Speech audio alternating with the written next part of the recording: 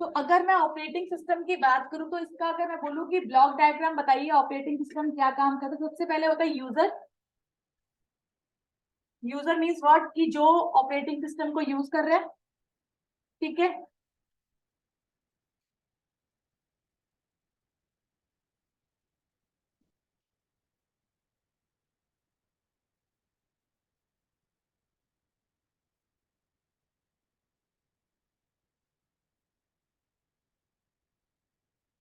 User means what exactly, आप लोग जो काम कर रहे हो यूजर के पॉइंट ऑफ व्यू में आते हैं। इंटरफेस, जो जो भी आप प्लेटफॉर्म यूज कर रहे हो ऑपरेटिंग सिस्टम का कम्युनिकेट करने के लिए, और ऑपरेटिंग सिस्टम क्या कर रहा है, हार्डवेयर और सॉफ्टवेयर के बीच में कंपैटिबिलिटी स्टैब्लिश कर रहा है। ठीक है। इसका ब्लॉक डायग्राम में आपको भी कराऊंगी, रफली आपको आइडिया दे रही हूँ अभी। ठीक है, क्लियर हुआ ये चीज। अब आते हैं कि भाई ऑपरेटिंग सिस्टम क्या क्या काम करता है, कहाँ कहाँ इस्तेमाल होता है, अब उसके बारे में बात करते हैं। ठीक है, तो पहले आपको कंसेप्ट क्लियर हुआ ऑपरेटिंग सिस्टम क्या है, interface between hardware and software. ठीक है, it is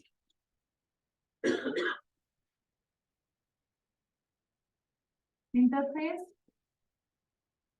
between hardware and software.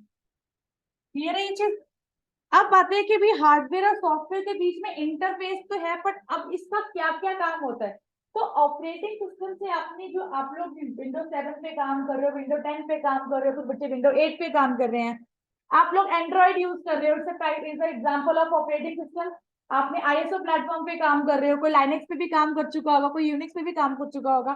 तो आपने क्या फायदे देखे ऑपरेटिंग सिस्टम के, मैं तो आपको बताऊंगी डेप्थ में, पर आप मुझे बताइए आपके अकॉर्डिंग क्या फायदे हैं ऑपरेटिंग सिस्टम के। ऑपरेटिंग सिस्टम करता क्या है, हार्डवेयर को यूज करवा रहा है, ये हो गया। इसके अलावा रिसोर्स शेयरिंग, रिसोर्स शेयरिंग कैसे कर सकते हो,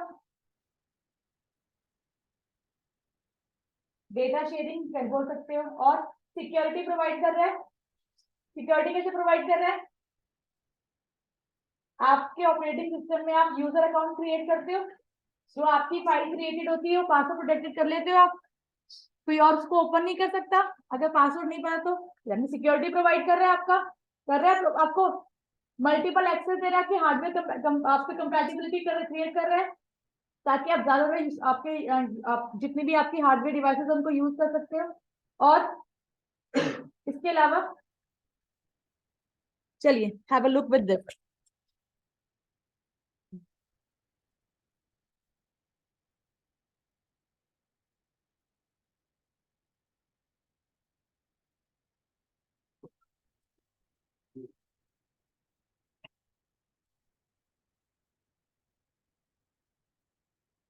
स्क्रीन विजिबल है।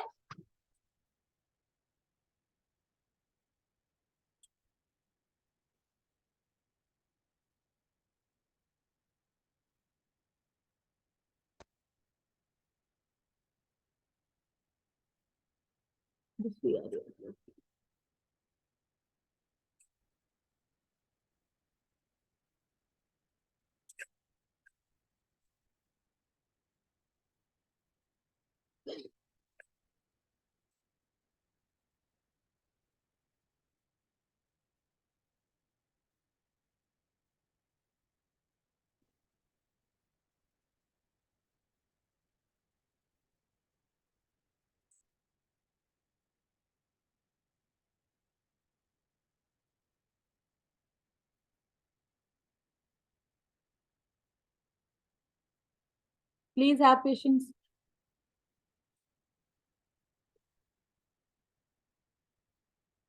डॉक्यूमेंट नंबर 5 कहाँ पे है मेरा।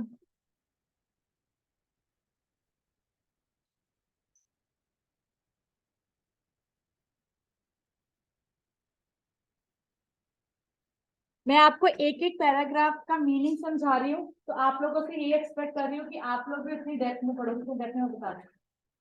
ठीक है, सबसे पहले आगे ऑपरेटिंग सिस्टम होता है कि exactly an operating system manage all other application and program in the computer and it's loaded into the computer by a boot programme.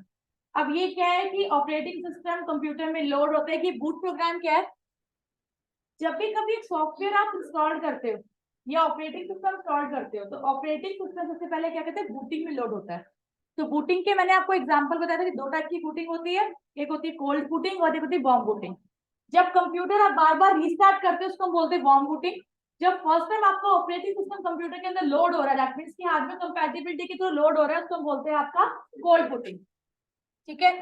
It enables application to interact with computer hardware.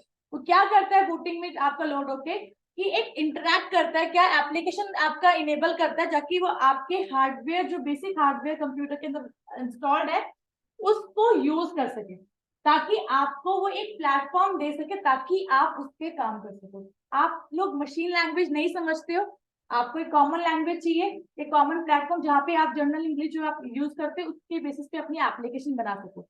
तो operating system वही आपको एक platform provide करता है boot होने के बाद आपके सिस्टम के अंदर।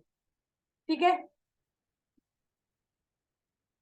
एग्जैक्टली क्या है, application programs request services from the operating system, जिसको हम बोलते हैं एपीआई। एपीआई की फुल फॉर्म क्या होती है? एपीआई की फुल फॉर्म क्या होती है? ये ऑलरेडी हम आपको बता चुके हैं, पहले भी मैंने पहले भी आपको बताया हुआ है एप्लीकेशन क्या होती है। API is what exactly? Application programming interface, जिसका क्या काम होता है, आपकी जितनी भी एप्लीकेशन आप रन कर रहे हो उसको एक कॉमन प्लेटफॉर्म प्रोवाइड किया जाए। तो ऑपरेटिंग सिस्टम क्या करता है, एपीआई के थ्रू आपको एक प्लेटफॉर्म प्रोवाइड करता है ताकि आप अपने सारे सॉफ्टवेयर को रन कर सको हार्डवेयर पे। ठीक है। अब यहाँ पे द कर्नल, अब इसको एपीआई क्लियर हो गया आपको? यहाँ पे the kernel is a software that contain the operating system core component. अब ये कर्नल क्या बोला है, ये कोई आपका मिलिट्री कर्नल नहीं है या आर्मी का नहीं है, क्योंकि कर्नल का क्या आपका रोल है। बेसिकली क्या होता है, हर एक ऑपरेटिंग सिस्टम का एक हेड होता है। हेड मींस व्हाट, जो इंस्ट्रक्शंस देता है यूजर्स को काम करने के लिए। फॉर एग्जांपल अगर मैं अपनी क्लास का बोलूं तो मैं जो इंस्ट्रक्शंस आपको दे रही हूँ आप उसको सिर्फ फॉलो अप करते हो।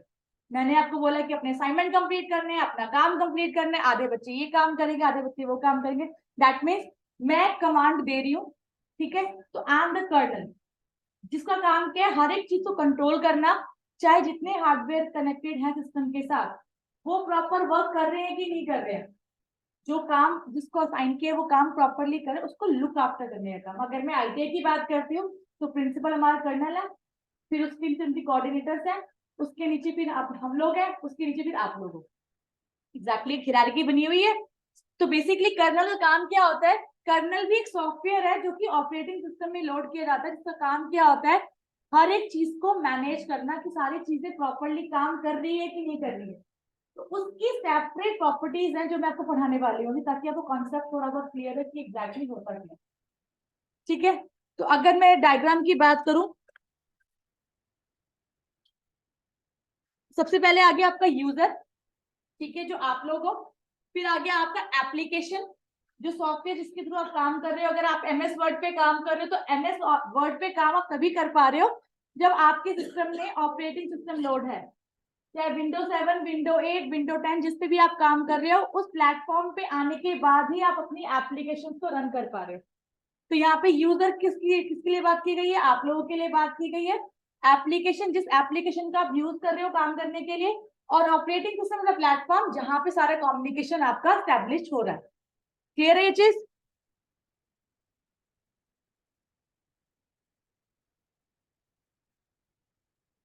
सो अगेन लाइनेक्स विंडो एंड्रॉइड सारे एग्जांपल्स हैं आपके operating system. These all are examples of operating system. ये टाइप्स में नहीं आते हैं, मैं बार बार बोल रही हूँ।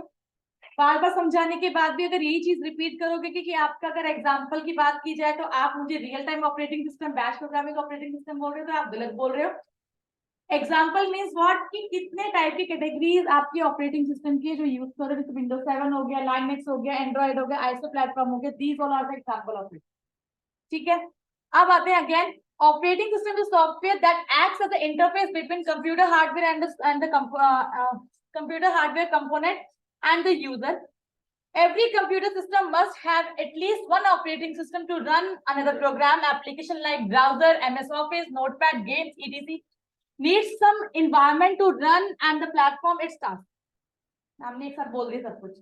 एग्जैक्टली क्या है, अगर आप यहाँ पे देखोगे, interface between computer hardware and the user, जो मेरी पहली लाइन थी, मैंने क्या कहा था, operating system is the interface between hardware and the user. फिर मैंने अपने आप को करेक्ट किया, is hardware, it is the interface between hardware and the software. तो सॉफ्टवेयर यहाँ पे क्या था, यूजर का। ठीक है, कि सॉफ्टवेयर जितने भी होंगे उसका यूज कौन करता है, यूजर करता है। तो इसलिए मैंने वहां पे आपका कंफ्यूजन ना क्रिएट हो, इसलिए मैंने यूजर की जगह आपका सॉफ्टवेयर वर्ड यूज किया था। क्लियर ये चीज। किसी भी हार्डवेयर को यूज करने के लिए जो सॉफ्टवेयर यूज होता है, उसको भी रन करने की जो प्लेटफॉर्म बनता है, उसको बोलते हैं ऑपरेटिंग सिस्टम। ठीक है, जितनी भी एप्लीकेशन, चाहे आपका एमएस वर्ड है, एमएस वर्ड, नोटपैड, जो भी आप गेम खेलते हो, नेट चलाते हो, ईमेल कर रहे हो, वो सारे ऑपरेट करने के लिए आपको जो प्लेटफॉर्म चाहिए होता है, उसको बोलते हैं operating system. Now the definition will be clear to everyone. कोई डाउट इसके अंदर? 5 मिनट में क्लास एंड हो जाएगी, तो दोबारा से कनेक्ट होंगे। जो ऑनलाइन है बच्चे, वो भी कनेक्ट हो जाना प्लीज।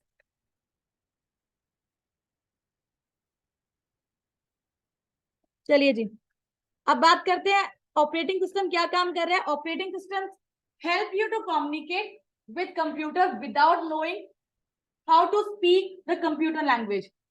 ऑपरेटिंग सिस्टम आपको प्रोवाइड कर रहा है कि आप सॉफ्टवेयर का यूज कर रहे हो, क्योंकि आपको मशीन लैंग्वेज नहीं आती। सीपीयू में जो आपकी चिप लगी हुई है, वो आपकी मशीन लैंग्वेज समझती है। अब यहीं पे कॉन्सेप्ट राइज होता है इंटरप्रेटर, लोडर, असेंबलर, ठीक है, कंपाइलर। कंपाइलर इंटर आपको कंपाइलर, इंटरप्रेटर, असेंबलर, लोडर, ये 4-5 चीजें हमारे कंपोनेंट जो मेन होते हैं किसी भी चीज को कन्वर्ट करने के लिए। अब बोलोगे मैम ये असेंबलर आपका इंटरप्रेटर काम क्या करता है? जब मैं बात करती हूँ कंप्यूटर में टाइप कर रही हूँ, दैट मीन्स कि मैं तो डेटा असेंबल कर रही हूँ प्रोसेस करने के लिए, राइट। जब आपने अपने कंप्यूटर पे टाइपिंग शुरू कर रहे हो, आपने कीबोर्ड से एक स्टॉप प्रेस किया, आपने अल्फाबेट पे अपना नाम लिखा। अब जैसे आपने कीबोर्ड को इंस्ट्रक्शन दी, आपने अभी रिसेंटली अपनी कीबोर्ड माउस वगैरह भी ओपन करके देखे होंगे कि हर एक डिवाइस के अंदर एक अपना मदरबोर्ड चिप होता है। वो कम्युनिकेट किससे कर रहा होता है, यूएसबी पोर्ट से। और यूएसबी पोर्ट पे कहाँ लगा होता है, आपके मदरबोर्ड पे।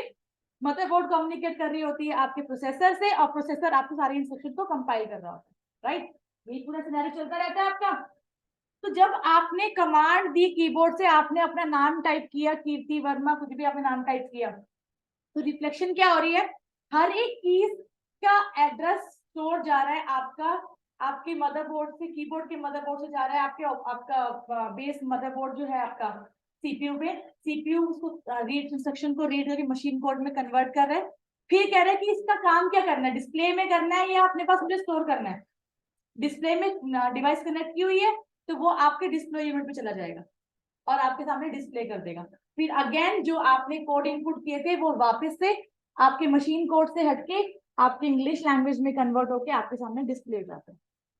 अब इसमें मैम क्वेश्चन राइज होता है कि मैम इसमें लोडर और इंटरप्रेटर का क्या काम है, वो समझ में ही नहीं आया हमें। आपने तो कहानी बता दी हमें, बट काम क्या हो रहा है, जो भी इंस्ट्रक्शन या जो भी आप कमांड एक साथ देते हो, वो बफरिंग के थ्रू स्टोर होता है और फिर लोड हो जाता है।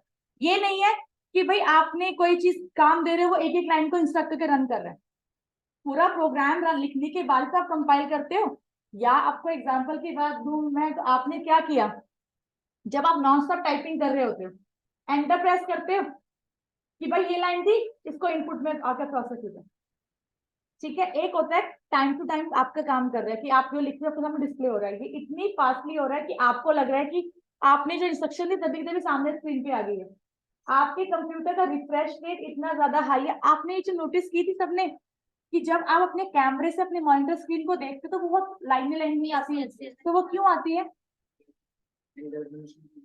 रेजोल्यूशन की वजह से। रिफ्रेश रेशियो, रिफ्रेश रेशियो क्या होती है कि आपने पढ़ा था, शायद मुझे याद है, आप लोग को याद होना मुझे नहीं पता। जब रैम होती है आपकी, एक होती है आपकी स्टैटिक रैम, एक होती है डायनामिक रैम। स्टैटिक रैम में क्या था कि उसको रिफ्रेश करने की जरूरत नहीं होती। जो डायनामिक रैम है, उसको आपको बार बार रिफ्रेश करने की जरूरत पड़ रही है। ये पढ़ा था ये आपने कॉन्सेप्ट। जब बार बार कोई चीज रिफ्रेश होती रहती है, तो उसमें स्टेबिलिटी आपकी कितनी होती है, कम होती है।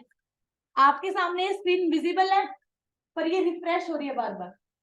ये बार बार अपने आप को लोड कर रही है, अनलोड कर रही है, लोड कर रही है, अनलोड कर रही है, इतनी फास्टली कर रही है कि आपको लग रहा है कि ये फिक्स है, ठीक है, पर ये नॉन स्टॉप आपकी रिफ्रेश आपकी कंटिन्यूसली हो रही है।